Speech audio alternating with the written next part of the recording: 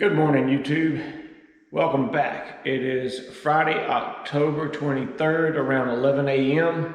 We're back in the paint room. We're going to get ready to spray some Allis-Chalmers orange this morning.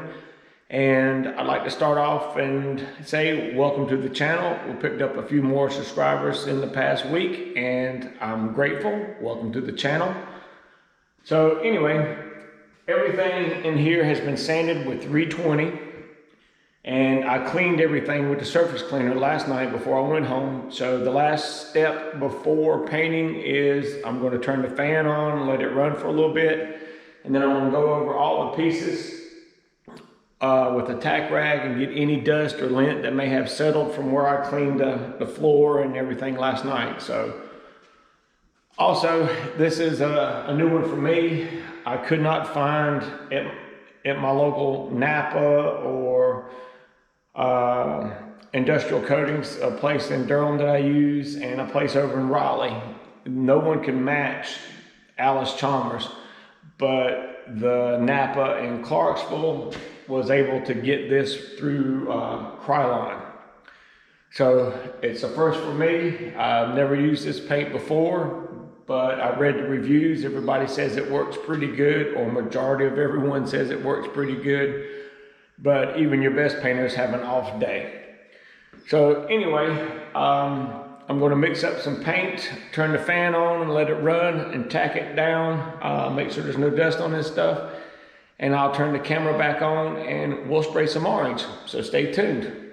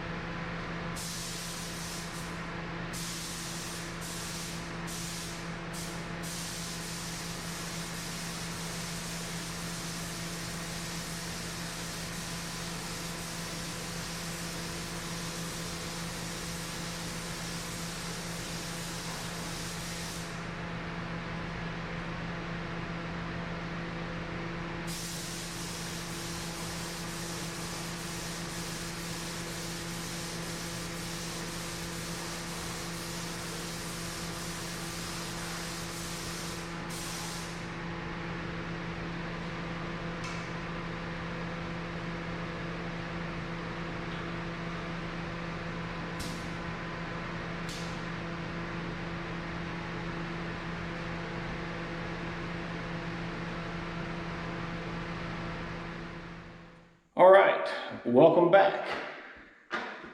A lot of orange in here now, and overspray all over the floor. I can hear my feet stick to the floor as I walk. Like I said, this was the first time I've ever used this paint. It covers really well. When you first spray it, it kind of looks textured a little bit, kind of like orange peel. You can see a little bit in the seat pan here, but as it's drying, it's starting to flatten out, which is good. I like it. And when you look right here, you can see on the battery box, it's flattening out as well. You can see it better because of the light hitting it. Like I said, as far as the paint, it covers really well. I did figure out the mixing ratio because it's not too clear on the can.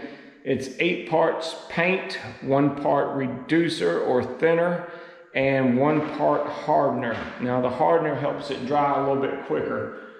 After you mix it up, you have a 15-minute window to let it sit and start to activate before actually spraying it. And like I said, it sprays. I'm going to mix a little bit of mineral spirits with it and do a test panel before I do any more to see if I can get it to flow a little bit better and maybe get rid of some of that little wavy look when you first spray it. But anyway, I'll get a little bit closer and you can see a nice shine in the fenders, inside and out, and I'll show you. You can see the reflection of my hand and fingers in there. So that's what I like to see, a nice quality shine. The parts on the tree here all look good. Got a nice shine on those as well. So about the only drawback to this paint is if you're in a hurry. This paint is dry to the touch in 1 to 3 hours, but it takes 56 hours to completely cure. And I'm not in a rush with this because I have a bunch of other stuff to do, so I can let this sit here for 3 days before actually touching it. And it's not going back on the tractor right now anyway, because I'm going to put a quilt over there in the container and lay everything on the quilt until I'm ready for it, because like I said, I still got a bunch of stuff that needs to be primed and prepped and painted, as well as the main tractor. It needs to be washed one more time and then prepped for paint. So, but anyway, that's it for this. I will do the video, a couple more videos of the process of this. In the next video, I'm going to show you how to use the flexible sanding blocks and what is called guide coat. And guide coat is just a little extra step, especially if you got a long flat panel. You can spray the guide coat on there, and then you use the sanding block and sand it until all the guide coat is gone away, and then you know you have a flat panel, which you won't be able to see waves and stuff in it. So anyway, thanks again to all my new subscribers. Thank you for tuning in to watch me spray Allis-Chalmers orange. And like I said, on the next video, we'll get into doing the tank and the grill and the hood. I finished that up last night, the sandblasting part anyway. So that's it for this video. Once again, thanks for tuning in, and to all the new subscribers, welcome to the channel, and thank you for subscribing. Have a good afternoon.